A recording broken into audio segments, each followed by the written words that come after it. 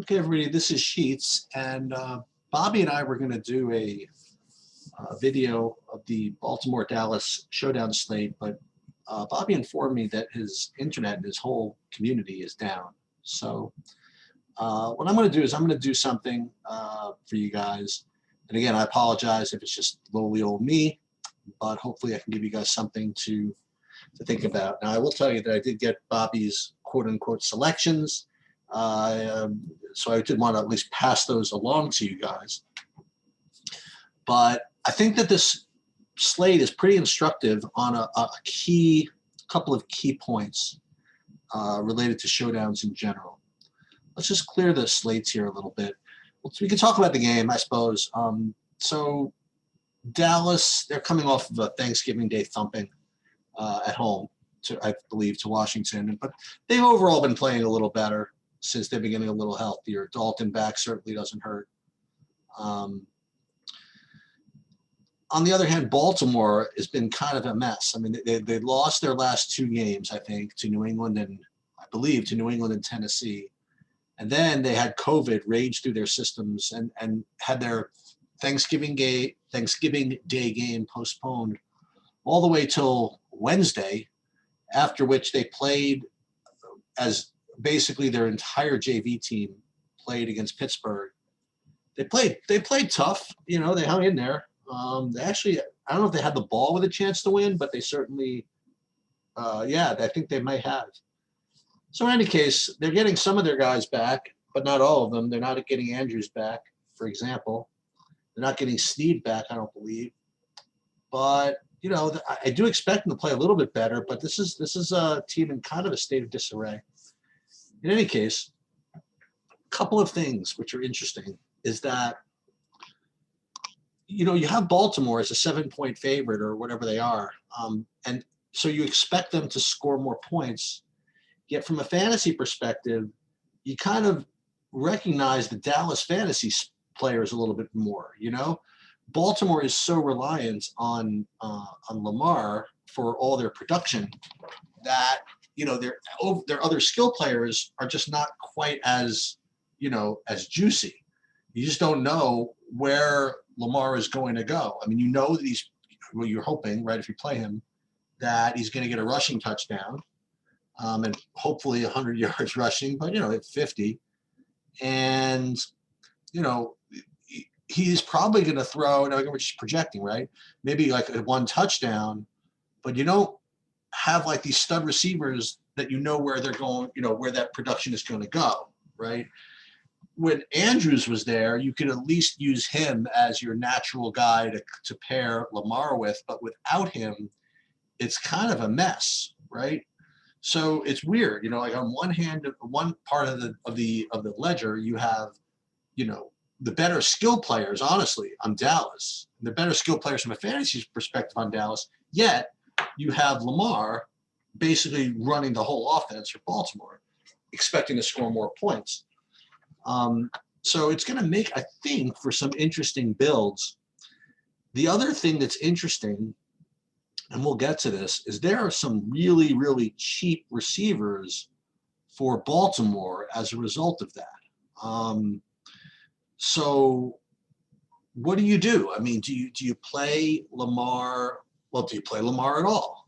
I do believe that that to fade Lamar completely, probably he just has such a floor that I just don't know if you're going to be able to get the production without him. You know, it's if you don't play Lamar, you're asking, first of all, a lot out of Baltimore skill players for openers, and you're expecting Dallas to put a lot of points on Baltimore, and points against Baltimore is usually pretty tough to come by, you know.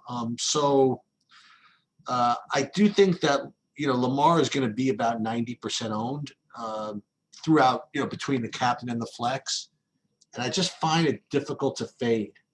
The good thing is that, you know, you're going to be able to create unique lineups, I believe, using a really just easy method of doing so, that being leaving money on the table. And you just gotta, you know, I've talked about this ad nauseum, but you just have to embrace this idea, that it's okay to leave money on the table. More to the point, I force myself in my builds to leave money on the table. Like when I do my scripts, I will put a maximum of usually about 49,100 for showdown slates.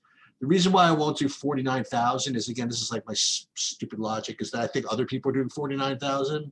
So I think I could do 49-1 and get a couple lineups at 49-1 that are going to be unique off of the people that just set it at 49,000. That's the way I'm looking at it. And you'll see that when we look through the salaries, you can, leave money on the table, and not just for the sake of leaving money on the table. Like, for example, you could argue that leaving money on the table is justified regardless of who you're playing, right? But it's even a bigger bonus if you can leave money on the table and yet still have viable players, right? With a chance. So let's talk about, well, you want to just get right into it? Yeah, let's talk about this. So let's just say, for example, you're going to just throw Lamar in the captain. Okay, boom, throw him in the captain. Right, 17,400. And let's say that you want to, play a receiver with him, because, you could play him by himself and hope he gets 3 rushing touchdowns or 2 rushing touchdowns at 100 yards, and that's totally fine. But you don't have to. Like, for example, let's look through some of these receivers for Baltimore. Yes, the top option at receiver, well, I mean, probably from a projection perspective, is going to be Marquise Brown at 7,200. But when you go down here, you get Dez Bryant at 1K, you get Duvernay at 800, and you get Boykin at 600. Okay, now I don't know exactly how they're going to line these guys up, because look, you see Snead's out and Andrews is out, but you're basically getting a number 2 and 3 receiver at, you think about this, 1/7 of the cost down to maybe 1/9 of the cost of Boykin, of Brown, right? So I want to show you what happens. Just for argument's sake, just pick one. Let's say Duvernay, all right? Just so you guys know, Bobby likes Duvernay, and he actually is a long shot. He likes Boykin. So let's just throw Duvernay in here right now. So what you could do, I mean, you put this in here. You have Lamar at captain. You have Duvernay at 800. And then let's say you don't want to play any more Baltimore. So let's say you want to start running back Dallas guys.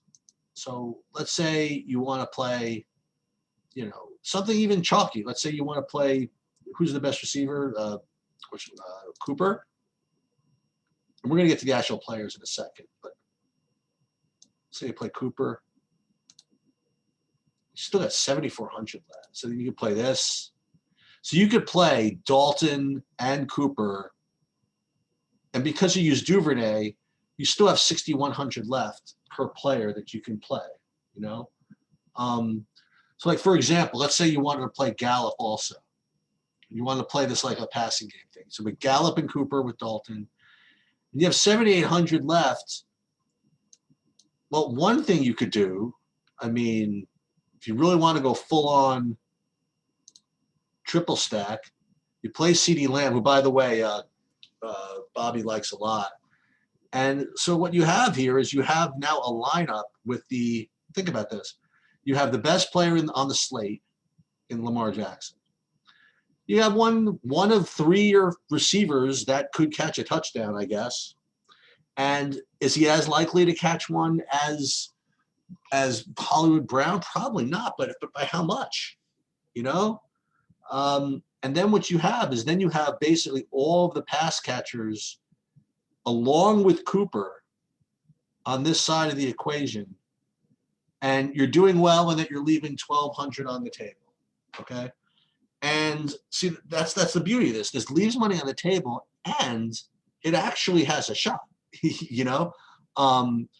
Okay, so you're fading Elliott, or you can't have everything, right? But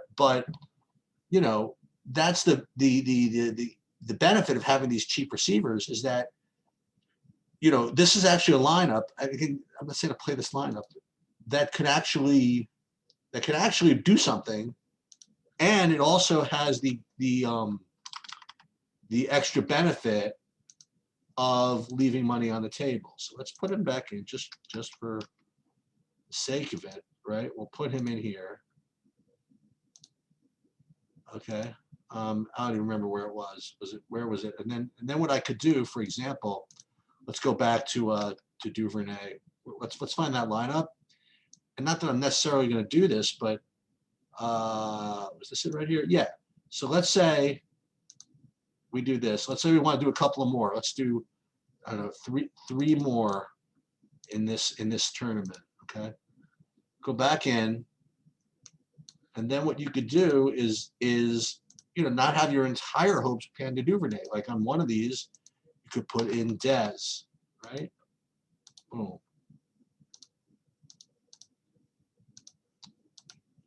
And another one, you put in, who's the other guy? Boykin. And you're still leaving money on the table. Okay. Now, if you wanted to, like just for, I mean, if you're really asking for it, okay, you could put in like, now again, don't try this at home, but you could try Duvernay and,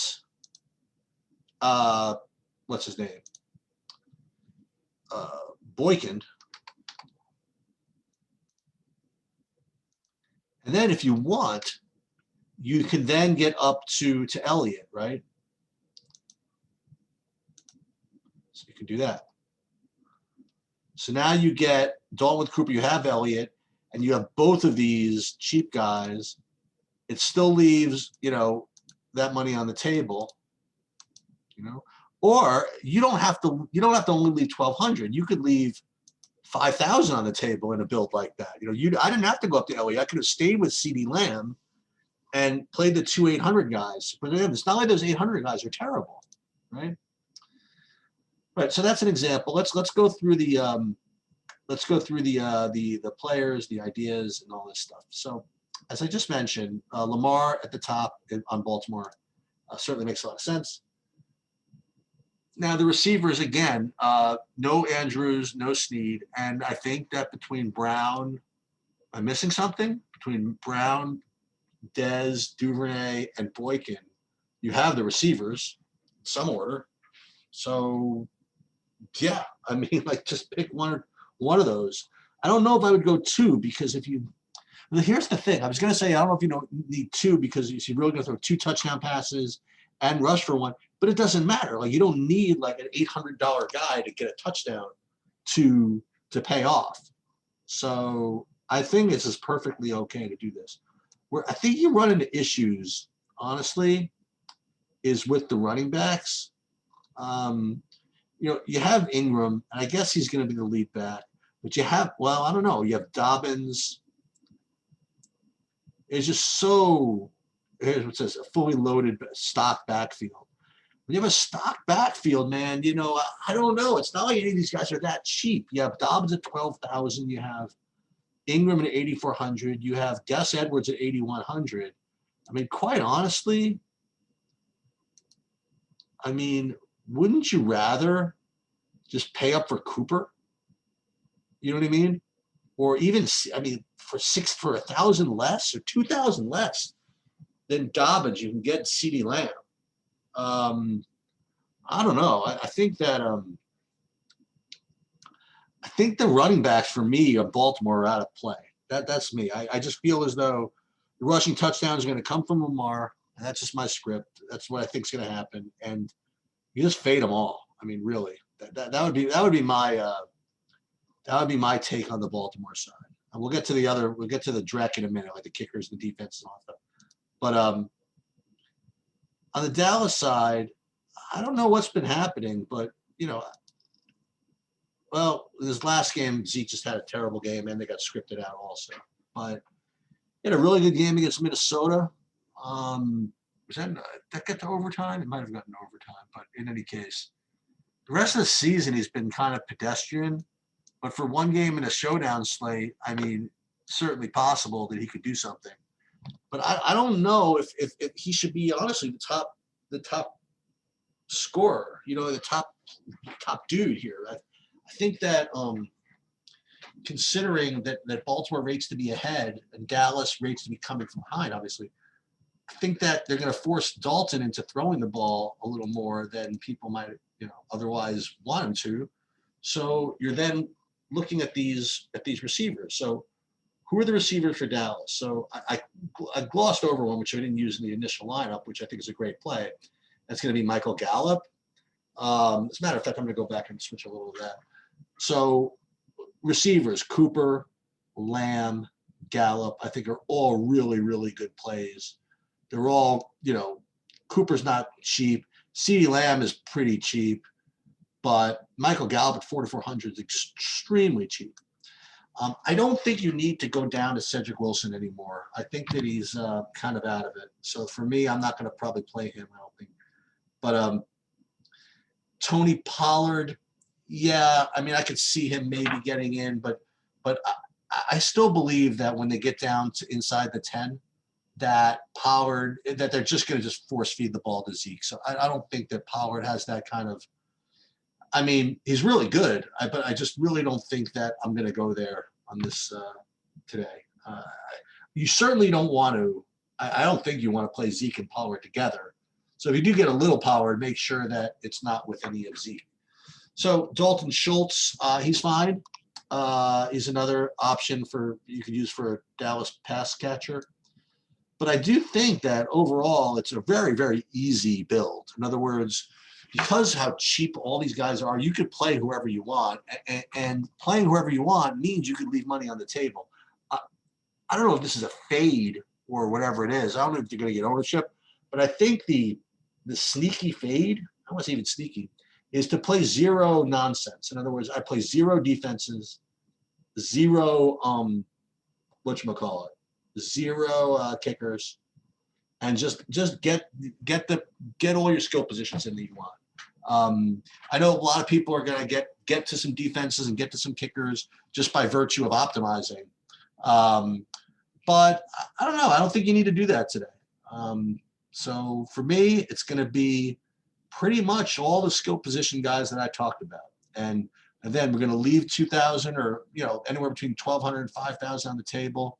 As a matter of fact, that's the next thing I'm going to do. I'm going to go back probably to all these lineups and take out all the lineups with the defense indicators. Not that I think it's going to be a particularly high-scoring game, but I just don't think that, I don't know. I just don't see it. I don't see Dallas doing anything defensively against Baltimore. And, yes, Baltimore as a defense might be the better of the two plays. I don't know. I think that Dalton could do okay. You know what I mean? He's got enough skill position guys to run good routes where, I don't know, to get rid of it quickly, avoid getting sacked, avoid fumbles, and I don't know. I'm just going to be off the kickers and off the defenses. That's just me. And because of the nature of the day slate with all these cheap receivers, I think you could do that. I guess I went over most of it. Hope I didn't forget anything. Hope I didn't give you guys too much. And I guess that's about it. Good luck tonight, and hope somebody wins $1 million. Actually, it isn't $1 million tonight. It's 500.